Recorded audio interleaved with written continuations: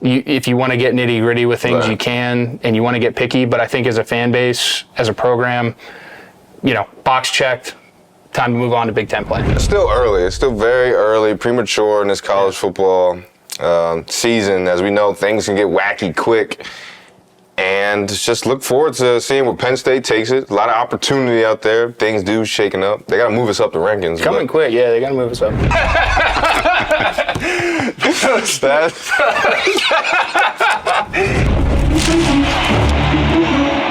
Quarterback sneak right side. Touchdown, Penn State.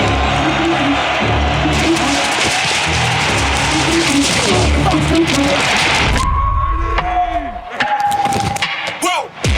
Who knew I would make it this far? They hated it. Yo, guys, we got the merch. We have hats, shirts, hoodies. We got it all.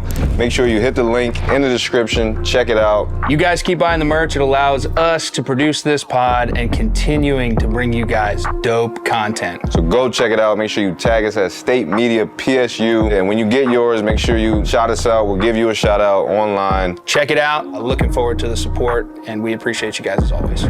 What's going on? We are back with the Pocket Podcast. We got Christian Hackenberg, myself, B. Bell. Happy to be back. Episode 3 coming right back at you. Back in Jersey, which I love. Back in the basement. Full of all the lonely animals that Hack has taken down. I love it. I love the aesthetic. But we're back. How you doing, brother? I'm good, man. It does have its own little kind of in the cut vibe. I love it. Which I do like for this podcast. I think it's perfect for especially your laid back personality for being such a type A linebacker position. I take you more for. I think that's why we mesh. Yeah. We don't really go for the rah-rah. We don't need to be in the mix. We'll be around it, but we're in the cut. And I think that's why we mesh well. No doubt, dude. No doubt. Shoot, I remember you and Big Baby were the two people in our dorm, for first freshman dorm that I hung out with the most. Yeah. First summer session up at Penn State. I didn't have a roommate, so I would rely on you guys to when we go into the facilities, I'll make sure I walk with you guys. Because waking up on those first mornings, everyone was shook. Got to get there on time. That workout is coming. Coach Fitz, shout out to Coach Greg Fitzgerald. I think he's with the Giants now. With the Giants, yeah. But yeah, those first summer sessions, those workouts were the real deal. They were the real deal. I think more importantly, I don't think Brendan and I didn't have what are they called? The people that monitor the dorm? RA. We didn't have an RA, so there may have been a few misconducts going on that floor, but we had fun. Shout out to, was that Beaver Hall, I think? Yeah, it was Beaver, dorms? and then that was the summer sessions. Those were fun. Moved a few times, but how you been this week, man? What you been up to? It's been good, man. Settling in. Was up there, obviously, like we touched on, and brought my son up. It was great. Beautiful. Awesome environment. A little hotter than I wanted it to be. The rain laid off, but then the humidity and stuff kind of kicked in. But fortunately, we were pretty comfortable. Shout out Kirk Deal. Appreciate you, my man. We were pretty comfortable, but I did get hazed down on the field pregame, which was pretty cool. Get some pics? A couple. We got a couple pics. Maybe we'll share some. But my wife, my wife's on Instagram all the time. Whatever. But yeah. So. I love it, man. I love it. As we said before, man, it's always great to get back up there. Support, feel the love, the brotherhood, guys back up. I know my guy Poop, Greg Garrity, was up there with his baby as well. Shout out to you, Poop. Poop did stop by. We actually caught up in the Letterman lot. Poop, Vaughn, Court. Love that. Shout out to Vaughn, 2-5, my guy. We go. we have some stories for sure. Yeah, he had my back. Everyone knows I was like Uncle B, old man. Body was going through it. So practices, they weren't always my thing every day, and my guy Vaughn definitely stepped up and took a lot of the reps in practice. Took the reps, and then he was also the ultimate juice man. No, yeah. It was it was almost like fake juice, but it was like fake juice that was so fake it was real. No, 2-5 is that guy, baller. Another one of the kind of walk-on guys that made it into the scholarship. 3-year captain. Yeah. It reminds me a lot of the kid they have now, Dom DeLuca, number 0. Yep. That's kind of the new role they have for that kid. kind of. Exactly, and he had a good game, pick 6, and that UDEL game. Let's get to it. Obviously, wasn't the sexy matchup that brought a lot of and I won't say views, but people were tuned in, but not the one people were looking for this weekend with University of Delaware, but 62-7. Yeah, 62, 63, something like that. 63-7. A lot of points to a little points. Yeah. We talked about it though. We talked about what we want to see. We want to see the team come out flat or not come out flat. Show some maturity. I thought Drew did a great job. Again, you could talk about him having some reps under his belt last year and all that, but until you're the guy and having to go through it and then constantly, the game week prep and then having to deal with media and so many other things, to really focus in and lead the team the way that he did, I thought was great. And he was super efficient. I mean, it wasn't anything crazy, 22 for 26, I think, 200-something yards, a touchdown. But it was just like, it was one of those things where it had almost like that Fast Friday, right, clean end of the week practice type of feel to it, and it looked really good.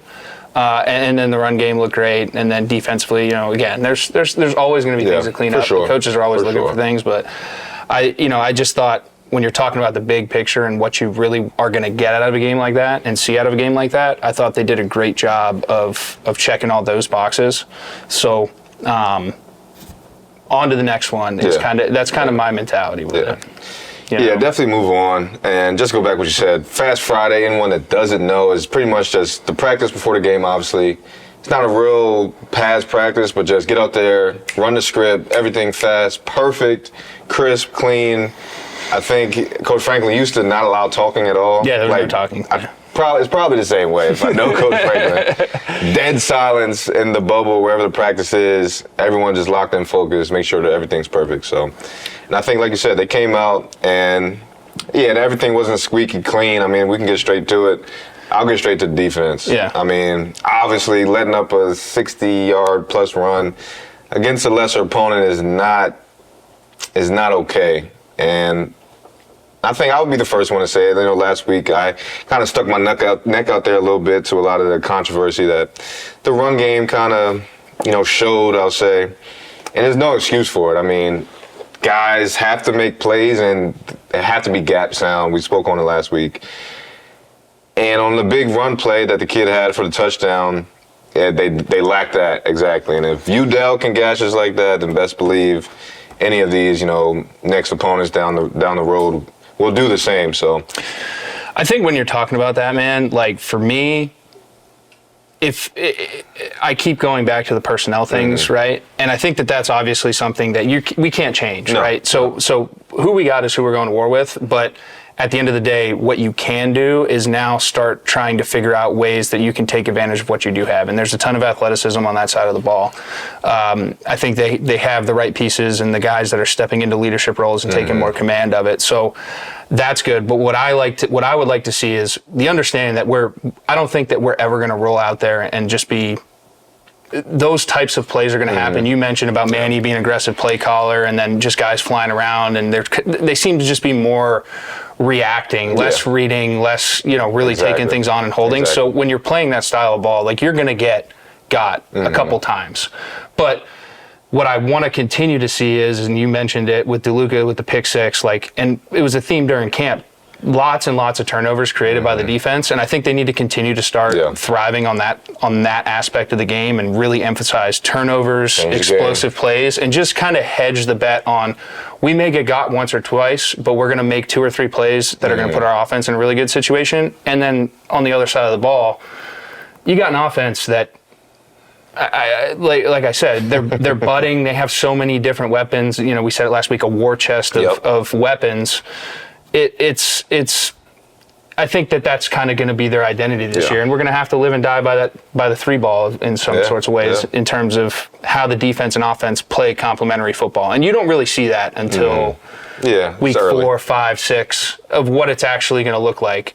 But I think that's kind of the direction, at least defensively as a whole, where the program's heading. And then offensively, they're maturing in the proper manner to complement it well. Right. And just speaking on that game against Delaware, 2 takeaways, 1 for a touchdown. Yeah.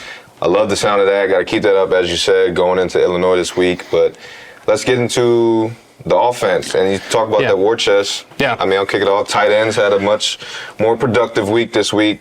it seemed to me, and I want you to speak on it, they made a conscious effort to kind of look at him early at least.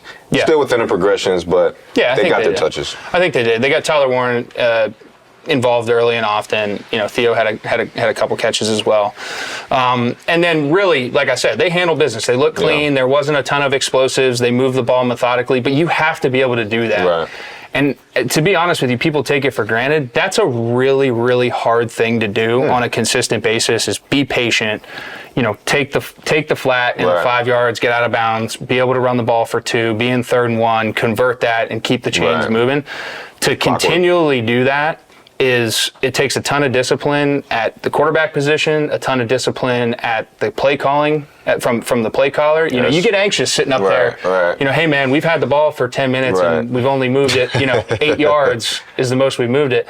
It takes a lot of patience, and I think Yurcich showed that, and that's something that's going to be virtuous, I think, for them moving forward throughout the season. We didn't have like I said, those explosives, but for me, we have the ability to do it. And to your point, they made a conscious effort to get the tight ends involved. And yes, for me, a lot of it is about getting stuff on tape, and it's more of that 5,000-foot view. They want to get stuff on tape for the Ohio States and the Michigans of the world, so that they have a lot to game plan for. And ultimately, I think Yurcich and the offensive staff are going to zero in on some things that they see and some deficiencies they see from the defensive side of the ball with those guys. So really, I think a well-called game, a well-executed game. And the twos got a ton of run, which is very valuable too. It's a long season. As we know. You just saw it Monday night. Aaron Rodgers goes down. You know what I'm saying? So you got to get those guys reps. Yeah. There's a lot of talk about the twos and the touchdown last game against West Virginia. And as we know, maybe I'm biased, but I'm with Coach Franklin and his response to that. These guys need reps. They deserve reps. They've earned reps. And, at the end of the day, if a kid never touches the field again, it's his memory playing at Penn State, touching the field. So. And West Virginia's going 0. Yeah, so there's you got to play. Right. It's not like it was 63-7. Right. They were still making a push. And I just thought they did a really good job, too, of manufacturing. I thought Bo got some really good valuable reps, put him in some situations. Because, we saw it with Iowa a few years back. You never know. And you got to keep those guys ready. It's tough. It's tough to do it at practice. Right. And I just want to go to – you mentioned just the play calling and the offensive kind of schedule, what they were on. I think they did a great job of kind of mixing things in, as you said as well. Second half, they went up tempo randomly. And I think that's just good practice, in a game situation, to be able to turn that on and get that done, get that on tape for themselves and for the opponent. I think that's great. It's just great, practice. Just great practice. It's good awareness. You don't want to discredit it, right? Like Delaware's a successful program where they're at. Penn State, though, they needed to do what they did on Saturday if they want to be in that college football playoff discussion, which is what we're talking about. Let's talk about it. So you need to be able to do that against an opponent like that. You don't want them to hang around. It's going to be good for optics with the College Football Playoff Committee, the AP, everybody doing the rankings. So, like I said, I think check the box. Not a ton to dive into. If you want to get nitty-gritty with things, you can, and you want to get picky. But I think as a fan base, as a program, box checked. Time to move on to Big Ten play. Yeah, Big Ten play. We got Illinois coming up this week, who is coming off a loss to Kansas, kind of somewhat of a shootout. Definitely started slow, but picked things up. Game was tight at the end, but best believe, as I always say, Penn State has a target on their back, and they're going to come in swinging this week coming up against the Nittany Lions. So once again, that test of maturity. A lot of people are asking, is this going to be a trap game, a sleeper game for the big whiteout coming soon? I don't believe so. I hope not, obviously, but as we know, you can't take Illinois lightly, just a few seasons ago. Yeah, I think Penn State needs to continue to ride this momentum. Like I said, we talked about coming into it and just showing team maturity. And I think the coaching staff has done a great job of harping that. They obviously were able to go out and execute it this past Saturday. But when you're talking about a Big Ten opponent, even if it is Illinois, when you look on paper, it may not present matchups the way that some other programs will. But I do have a ton of respect for Brent Bielema, and I think, obviously they got us. That was last year, right? That was two years ago. 2 seasons. 2 years ago. overtime. Yeah, man. they got us. And I have a ton of respect for Brent. I think he's going to come in with a really good game plan. Yeah. And again, it's about us and how we approach this, because there's so many ways that we can manufacture points and B, I think defensively, there's an opportunity for us to really show again the maturity and development of who we're going to be as a defense.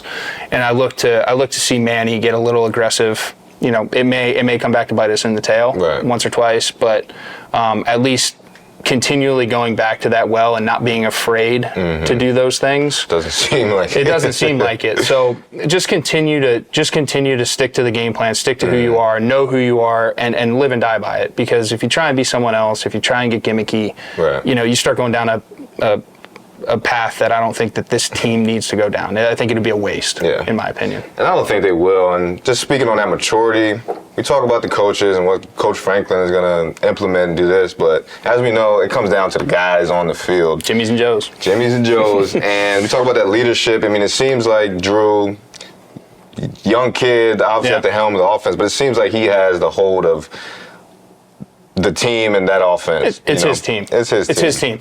And we talked about it with the quarterback room. I think Bo understands that. I think that defensively there's enough personalities and leaders on that side to push Drew. And again, I think the first half of this year is going to be a lot of how can we stay focused at the task at hand, understand that, Coach Franklin got to keep the 1-0 mentality, but you, in the back of your mind, we know where we want to get to, and we know where we want to be after week 12, 13, whatever it is.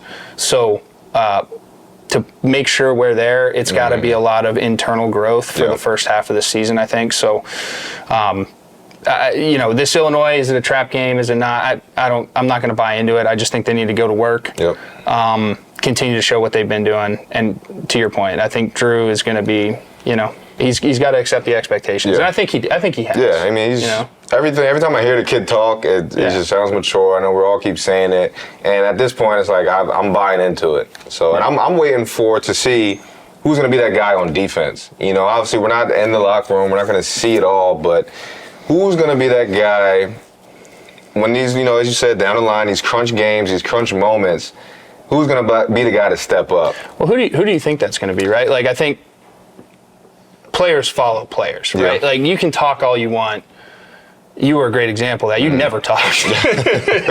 Until you had to. You had some chippiness when the lights came on and stuff. But I'm saying, when it came to those moments in practice where someone needed to say something, you really weren't that guy. I really even wasn't that guy to go out. It was something to get out. But when it was, the fourth quarter with 3 minutes left, give me the ball. Like, put it in my hand. You were the same way. Yeah. Like, put me on the blitz. Put me in that situation. So, who do you think that is on defense from your early impressions, and maybe even just some of your internal conversations with some of those guys? Yeah, I'm going to say I think it's Curtis Jacobs, linebacker, the most seasoned linebacker we have at the moment. Ton of ball, made big plays in games, big games. And he had a monstrous game week 1 against West Virginia, about 10, 11 tackles. I'm going to say it's him. I'm not sure if he's a vocal guy either, but it seems like he's kind of the vet of the defense. And I know we have Kalen Kane outside, who's like All-American. But it's honestly kind of hard for DBs to kind of, they're out and outside. They're you're locking in your down. own little world. In your own world, on the island. The D-line's pretty young. Linebackers, I love Kobe King as well, but for some reason I feel like it's Curtis Jacobs. Yeah, or it will be. I think that's a good choice. I don't know too much to dive into it in terms of like who's going to be what and how they're going to do it. Honestly, like I said, I'm an offensive guy. I pay attention to that stuff more, but he kind of gives me some Kabinda vibes. Yeah. After talking at the West Virginia, after the West Virginia game, he was kind of a funny guy, funny personality, but someone that I think those guys can follow. And to your point, played a lot of ball, has a lot of ball under his belt. So I think he can fill that void for sure. Yeah, and those guys, it's like not too serious, relatable. Guys can talk to them and not feel like they have to zipping up, tighten up a little bit. So those are usually the guys that are kind of run the show. And it seems like Drew is like that. Obviously all about business, but you can shoot the crap with him, whatever you want to call it. Fun guy to be around. Keep it PG. Yeah, keep it PG. But I'm looking forward to this week. Another opponent, another Saturday, big noon Saturday for Penn State, and always people gave me crap for saying 90% chance of playoffs this season. I'm optimistic. I'm hopeful. I believe in these guys.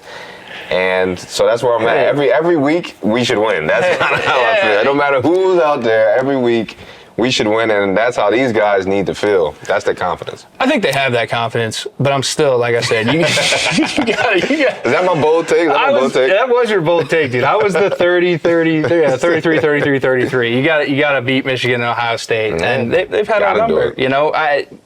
But to your point, I think that this team is tooled, focused. I think the coaching staff's focused. I think they're aligned properly to be able to step into those positions. Obviously, it's going to be a little bit of an adjustment for Drew, I think, a couple of those games. I'm curious to see how he handles that. I know the West Virginia game was under the lights, big moment, so on and so forth, but just from experience, it's a little different when it's the guys in scarlet and gray or maize and blue across the line. There's a little more butterflies in the stomach, for lack of a better term. There's a little more focus when you're preparing. And I know people say, everybody's no. There are opponents that are. That's why you mentioned your guy Perry on NBC Sports, Ohio State linebacker, former Ohio State linebacker, NFL linebacker. We need to get him up here. I have plenty of questions like that. I want to know what the environment's like at Ohio State when Penn State comes rolling in. Yeah. Is it this is that game of the year, or is it easy, steady, We'll get Joshua on. Yeah. I think I got him pretty much committed. I don't want to dive into it too much, but I think I pretty much got him committed for the pod before the Ohio State game. So we've done a podcast in the past featuring the Big Ten. Okay. He's really good, man. Yeah, I really love him on there. That'll be a good conversation. He's wired a lot like us. Mm-hmm. He's a ball nerd. He really is. I can tell. He's a ball nerd, and he's very relatable though. So that'll be a lot of fun, man. Speaking of Ohio State, dude, how about my guy Colin McCord? He turned it up a little bit this week, man. Yeah. Turned it up a little bit. I mean, they're still figuring things out, as a lot of programs are. I think we're feeling pretty privileged right now that our newcomer is pretty solidified through these first 2 weeks, but I think he solidified himself this week. Yeah, I definitely think he's the guy. I'm also a little curious why we're just stagnant at 7. Yeah, that's a good question. I know the Texas completely valid. Like you go into Bama and beat Bama, But you go ahead and jump. It's just debatable. Yeah. I think Ohio State's still ranked ahead of us. Right. So, I don't know if that's a little homer there. I mean, I don't know. We know how that goes. Penn State, I still don't think we don't get the love and just we deserve. But at the end of the day, when we beat those two teams that we keep talking about, 90%, all of that to go to rest. So we just got to handle what we need to handle. So yeah. Who else surprised you? Not surprised you, but what were some good games this weekend?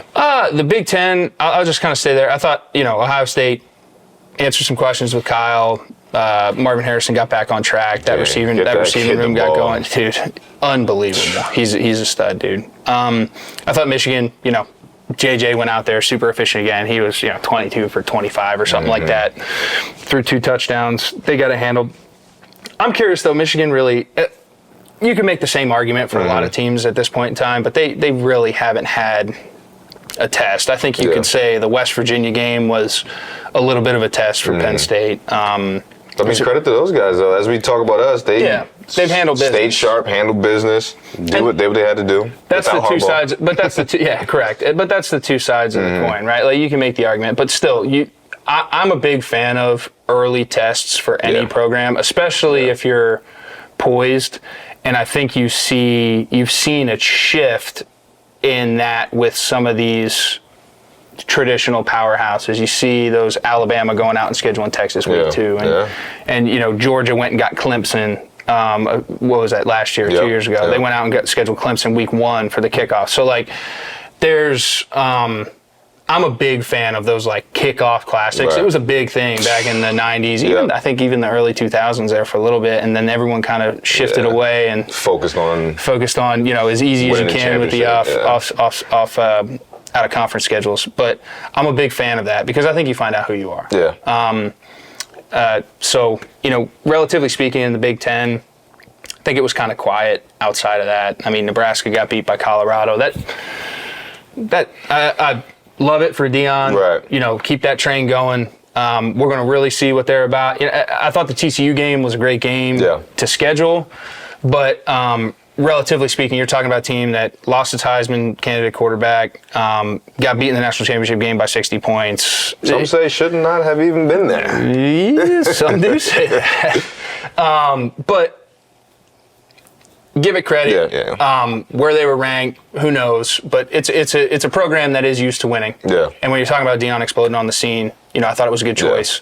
That's true. It's exciting to watch, just from my standpoint. Yeah. But then you got Nebraska who rolls in, old school rivalry. I think Ruley's still he's a year or two out. And the portal's a big thing. You can flip a roster quick, a la Deion. Yeah. But I think he's got to figure out some questions on the offensive side of the ball. But defense was tough. Yeah. I mean, they let up 36 points, but they were fighting hard. Definitely didn't make it easy for Colorado. Yeah. But relatively speaking, I think in the Big Ten, kind of quiet, business as usual. Cool. Actually, what happened with the Maryland game? I know they were in a dogfight with Charlotte. Yeah. I mean, Charlotte's no slouch. I had a couple beers and fell asleep late. That was when I was paying attention to, because we had, you remember, he was in our class, Henry Poggi. He went to Michigan. Yeah. He was he was at the Under Armour All-American game with me. Well, his dad, Biff, was at Gilman, which is a powerhouse in that Maryland, DMV area. And then he went to St. Francis, got that going. And then he went to Michigan with Harbaugh as an assistant, and he's the head guy at Charlotte. Oh, okay. I mean, it says here, Maryland wound up taking over, beating Charlotte 38-20, but that's where Charlotte came out hot. 14 points off the bat to Maryland 0. And pretty much didn't score the rest of the game. It seems like Maryland handled business, but they came out hot. They were ready, it seems like. It was a little dogfight. But yeah, Maryland, they're set to really challenge the Big Ten this year, opposite of the last couple of years. Got a veteran QB. Defense is pretty strong. So we'll see. We'll see if they make some noise in the Big Ten. We'll see. I'm really, I've said this before, I'm really intrigued by the Big Ten coaching staffs as a whole. It's a really deep conference. Like, we talked about Bielema at Illinois. You got Ruley at Nebraska now. You got Fickle at Wisconsin. I really like Luke Fickle. Yeah, and you talk about the whole East, and then your traditional guys. You got Ferentz, long-time stay. He's always going to be competitive. So I just think as a conference, we got a lot of ball coaches. And I think it's, the ever-changing landscape of college football. You can flip things quick. People can buy into things. Yeah, belief. It is what it is, go right? A long way, man. That's why I really like Luke Fickle. Just short story. My time in Cincinnati, teammate of mine did like a little prayer group thing with some of the guys, a little mentorship type thing.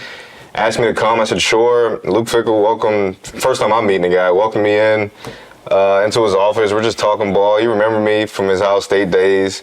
Didn't say I caused too much ruckus for those guys, but I think he was lying. I don't know. But nah, he's a cool dude. So simple things like that. That's why I like Matt Rule too. Yeah. Few instances I've met him in a bar at State College. They run some tour. He's a State College guy, I believe. Yep. Grew up in State College. Met him with B. Robinson, our guy, when we came in, had a beer. Cool guy. So I'm like, that's all I need. I root for you. You know? But Big Ten football, big coaches are deep, very experienced, so we'll look out for that. And going back, you mentioned the Texas-Alabama game. What's your take on that? I know you got some insights on the QB matchup they had there. I got dogged the past few years by my guys over at the Field of 12. Trevor Knight. Call them out. Clint Sterner, George Whitfield. All my guys were killing me on my takes with Quinn Ewers. And I said, listen, this kid, I think he's got something. No. Trevor's like, I watched him in a high school state championship game, didn't show me anything, this and that. I just think the kid showed a ton of maturity. He always had the talent. And what people don't realize is that stint at Ohio State, he was a senior in high school. just some backstory stuff I had heard through the grapevine may or may not be true, but he was working through some of this. NIL was new, some of this NIL stuff, and the Texas High School Football Association wasn't going to allow him to preemptively sign some of these things and get them lined up. So he forewent his senior year. I remember this. Or hearing about it. Yeah, at Texas powerhouse, coming off a state championship or lost in a state championship game his junior year, but poised to get back. Forewent it and went to Ohio State. So the kid took a little bit of an untraditional path, ultimately landed back at Texas where he was committed to. And I think Sark really has done a great job. Texas, to me, has become one of those programs that has so much tradition that it got entitled almost to the point where it was like, we're Texas. Like we deserve to be in the national picture. And like you watched all the other programs just like, nah, that's not how it works. But I think Sark's done a good job, and he had a little bit of an uphill battle when he got in there, flipping that mindset and getting everyone bought in. But a huge testament to him. I think, from a personnel standpoint, has recruited well. They're poised to get back in the SEC. So you go down, you take down Sark's former employer and Nick Saban. Doesn't happen too often. One of the few guys to do it. I think there's like a 4 now, like 28 and 4. They show the graphic every time.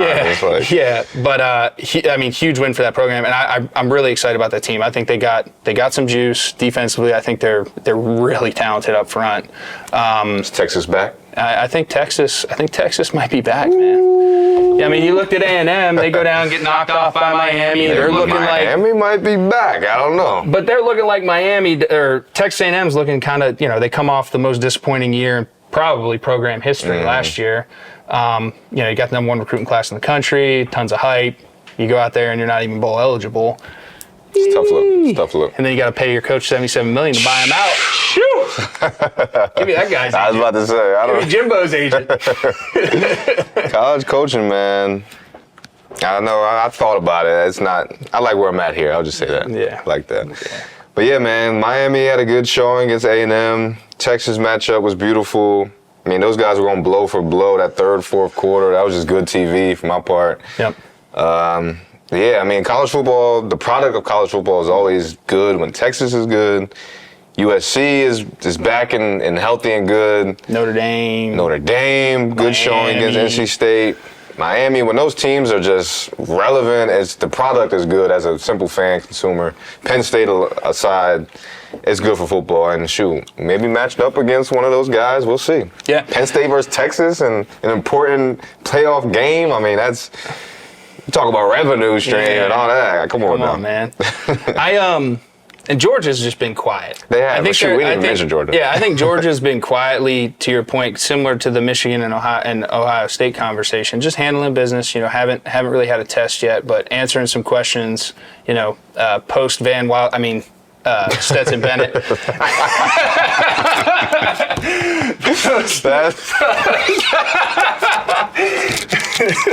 pulled that one out. I was about to say, where the hell did that come from? Yeah, the mailman. That's funny.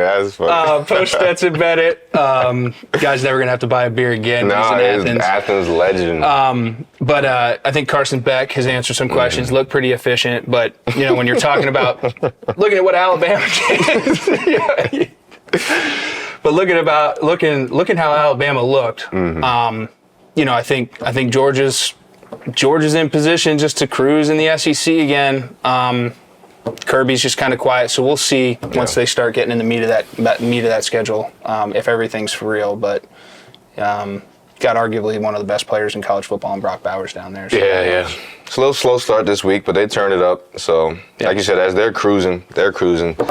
That's kind of the layout so far. It's still early. It's still very early, premature in this college football season. As we know, things can get wacky quick. And just look forward to seeing where Penn State takes it. A lot of opportunity out there. Things do shaking up. They got to move us up the rankings. Coming quick, yeah. They got to move us up. Early whiteout this year, too. Early whiteout. Iowa scored a solid 20 again. Yeah, beat Iowa State. So that's always big for them, Coach Ferentz. That game's not. I don't know. I won't speak too soon. They're talking about the players not getting ahead of themselves. Yeah. Let's keep it at Illinois right now. Yeah. Let's follow the script. 1-0. But let's see. What do you say we get to some mailbag questions? I know a lot of people. Once again, thank you for the Mailbag Mondays. This came a little quicker this time, but thank you for getting to us. Quick responses. Got some good ones. What do you say? Want to get to it? Yeah, dive into it, dude. I think you got all of them. I'll shoot off the first one. Let's see here. Oh, no. Going straight to X, formerly known as Twitter. Yeah. Not as prepared as my guy was here last week. Had them all printed out. I feel a lackluster performance. It's okay. You can make up for it, though. Yeah, I know. We got some good ones. Let's go to my guy. Let's start here with G Money, Grant_Gresha. He says, what was your welcome to college ball moment? Oh, man. That's a good one. It is. It's hard to zero in on those for me, but I will say this. It was hilarious. So my freshman year, Coach O'Brien gave me a ton of freedom at the line of scrimmage. You know, in and out, check out of plays, whatever. And we open up a MetLife against Syracuse, and I'm like checking like freaking mid zone into cover zero, and it's like the first quarter was just like the first half really without Allen. Can't forget that. I was like, where's my binky? And I didn't have it. You had it that second half. I did 2 plays. Hey, Mama came with it. She found it, washed it off. But I was exactly. But I was like I was just like off my rocker, having a hard time seeing it. And then I'll never forget it. We ended up getting it together, won the game, and we were doing QC the next Monday.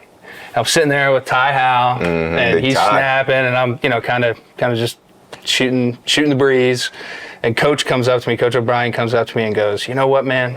Pass me on the back. He goes, you're going to laugh your ass off in about 3 weeks when you go back and watch this tape. You were checking zero into you were checking sword into zero, yada, yada, yada. He was going down the line. He was right. I mean, I settled in quickly, but that was kind of my welcome to college football moment. I was on the practice field. I was feeling good. Right. I was dialing it up, and shoot, man, lights came on. I did some questionable things.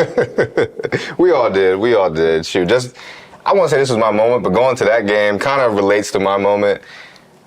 All preseason camp, leading up to that first game, Coach Van Linden, the linebacker coach, legendary linebacker coach for Penn State. It was in my head like, be ready, you never know. I'm like a 2 at like maybe 2 different positions at linebacker. Didn't play it down that game in MetLife, but I was suited up, ready. I remember looking at myself in the mirror. Jersey kid. Hearts pumping, MetLife, didn't touch the field. But yeah, that performance by A-Rob, that was great. Legendary performance. Came in at least 2 beans, something like that. He had $170 something. It went crazy. Yeah. That was the first time I was around a player. I was like, okay, he's different. He's a little different, Yeah. He had a little X factor to him. Yeah. Was able to see a few guys down in my career. Saquon was one. Who? You were up there with AJ. AJ's a damn avatar. Oh my God, he was one. Just the things you see. It's the things you see in practice. Yeah. That you're not surprised when the game comes along. AJ with the Bengals, but I'll say my welcome to college football moment. It wasn't a moment. It was that first freshman camp. Rough. Anyone that knows me knows I was going through it, ready to quit. Like, didn't think I was supposed to be here. And I'm like a football guy. Like, I'm football. So that was just rough for me. Welcome to college football. Shouts out to Mike Hall, Glenn Carson, and those guys. Naeem Wortman. Definitely kept my head on straight and kind of supported me through that. And obviously kind of got things going. Yeah. Definitely was a funk. Good question. Who's that? Let's go, my guy, Sylvester Owusu. Just a sly guy. That's a sly name. He says, if you were a defensive coordinator, how would you game plan to stop Yurcich in this offense? I kind of have a halfway answer to that, but I want to hear the defensive guys answer first. I don't know, man. I'll state this is why I'm not a coach. I'm not into coaching, so don't hold me to anything. I don't know, man. We talk about this war chest they have, balanced attack. You got a quarterback that can make every throw, seems poised for the big moment. You got 2 backs that are legit 1 backs anywhere in this country. Strong O-line. Man, part of me wants to say I'd kind of take a Manny Diaz approach and be super aggressive. But I don't even know. You definitely have to mix up the looks. But it starts with stopping the run. I'll say that. It starts with stopping the run and making the team one-dimensional and making the quarterback beat you. But that's tough to say because I think with the weapons they have, he can do that. With the O-line, it's tough. I think it's honestly tough. That's why I'm so confident this year. Yeah. But I'd say that, loading the box up. I'll say this, load the box up, challenge the guys outside, and make them beat us. Make the throws have to be perfect, and live with the results. And all those things you just mentioned comes down to Jimmy's and Joe's and being able to match up, right? Like, you're not going to have, if you don't have a guy who can, you feel confident leaving one-on-one with Keandre Lambert-Smith or Tyler Warren, like a linebacker or safety, being able to match up one-on-one with Tyler Warren or Theo Johnson or Malik McLean, like body size-wise. You start, like I said, you start naming the list of guys. Like if you want to be aggressive, you're going to have to expose something, right? To me, it ultimately comes down to, do you have the athletes to A, present that issue, and then B, to your point, I think if you can check that box, then you got a shot. And I really do think still it is about making a team one-dimensional, keeping them off schedule, stopping the run, and throwing the football. Because at the end of the day, when the ball's in the air, statistically speaking, it's a 50-50 chance, right, that you can turn the ball over. And at the end, when you're playing a team like Penn State, got to win the turnover battle, got to force some turnovers, and you got to give your offense some short fields and be able to take advantage of things. So defensively, it's tough, but I think it starts with the ball players, man. You got to be able to go out and match up. Yeah, definitely so, and that's why I'm extremely confident, man. Ain't nothing to it but to do it, and the guys will get it done this year some way, somehow. Next question, we'll go with Gringo Star 99. He says, this is a good one again. If there was one play in your Penn State career that you would like to turn back time and change the game, what would it be? Dude, it's going to make me throw up. It's one of those plays where, like, you're back watching film. This is my first test of anxiety. The film comes on, and you know it's coming. And, like, you can't, just skip the play. Bro, it wasn't even one of those, man. It was, I remember, it was my sophomore year. We were playing Ohio State. The double overtime when we lost our sophomore year. The questionable catch by There was questionable catch. There was, maybe a couple delay of games that led from a 47-yard field goal that could have been a 53-yard field goal, but we're not going to go there.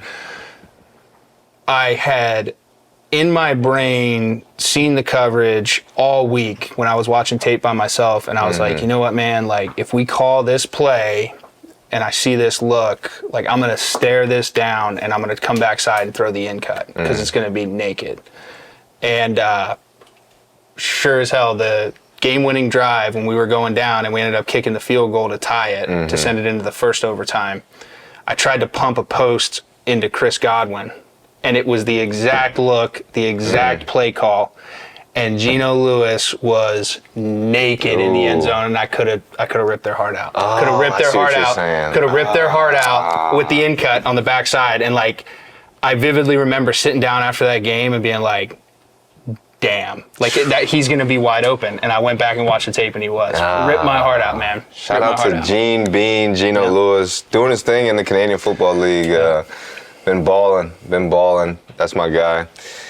Yeah, these plays hurt for sure. I'll take it.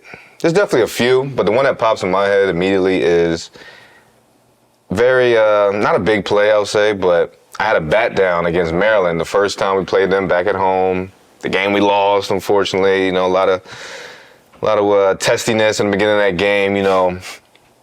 I still don't like Maryland for that reason. And I don't like Stephon Diggs either, just for that. Yeah. But he's a good player. No hard feelings. But I had a bat down play, outside linebacker. It was just like, I don't know if he's throwing it out, quick slant. Got my hand in the window, and I literally had the point of the ball in my hand. It would have been a one-handed pick, and I would have been scot-free. And obviously that would have changed the game. Would have been a heck of a play by me. Yeah. Shoot, ESPN Sports Center. I could probably find it, but bro, just and it bounced right out. pissed. That, to me, obviously we lost that game, and that was a big game, a lot of hatred going on. That, to me, sticks out the most. There's a lot of big plays, but that one would have had a pick, possibly a pick six. And those don't come too often, as I'd also know from the Rose Bowl for defensive players.